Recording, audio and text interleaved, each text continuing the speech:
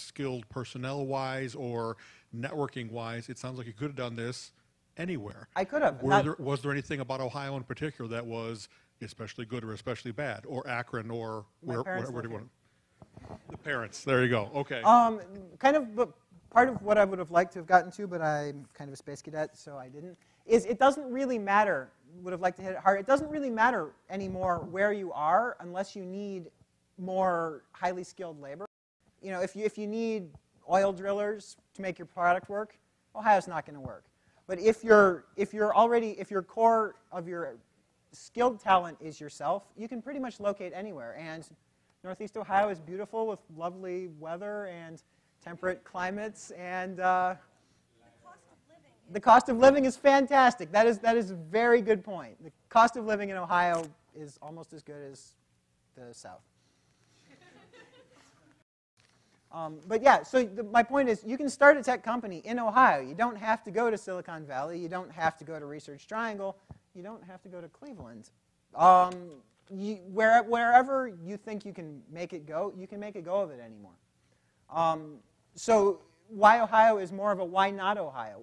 Because you're in Ohio doesn't mean I can't start a company. I can't start a tech company. I can't start a fantastically successful tech company. So the fact that you're in Ohio and the fact that I am in Ohio doesn't disqualify anyone from anything. The fact that the business climate may suck. The business climate sucked when I graduated and we started. It doesn't disqualify you. Only thing that disqualifies you is you. And that's the great thing about startupping, is why Ohio? Why not Ohio? You're here, you're established, make a go of it. Yeah? You know, I wanted to mention that you had mentioned that you were required to have a business plan.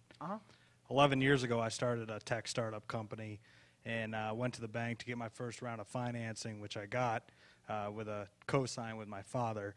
The bank wanted a business plan. I pretty much told them to go screw themselves, to be honest with you.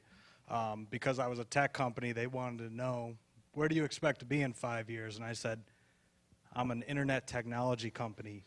Do you think anybody knows where we're going to be in 5 years? Right. So I just wanted to make that point, that there are places where business plans can be intimidating and they are required longer as you get established. But, you know, I think it's important to keep that perspective. So. No, I agree.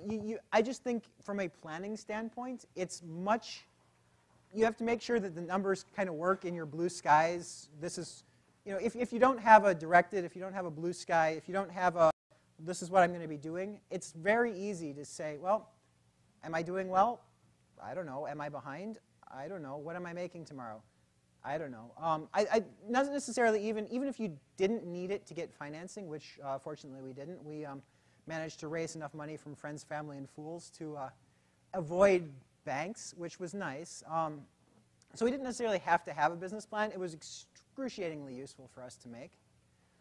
But if, you know, like I said, no wrong way to start up as long as you actually start up and go. So my point was that sometimes the bank actually appreciated the honesty. Oh, okay.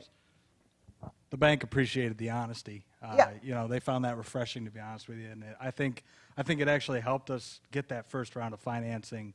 When you said, I have no idea. You know, because everybody comes to them with some bogus, you know, to be honest with you, BS. Yeah, no. Business plan. So business plans are 100% BS, but I personally think they're very useful BS.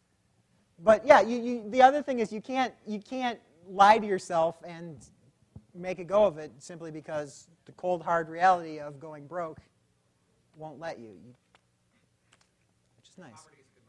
Poverty is an excellent motivator. One of the questions is, if you're not broke, how do you stay hungry? And that's one of the ones, maybe in a couple of years I'll come back and be like, hey, here's how I motivated myself to keep going. Because right now we're doing well enough that I'm comfortable, and God damn it, it would be easy to just get lazy.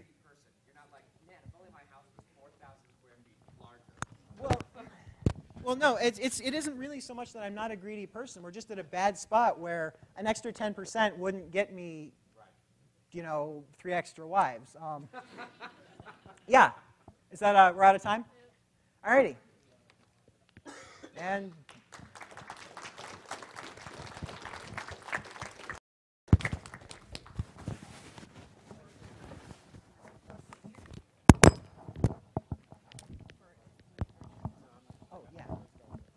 should have.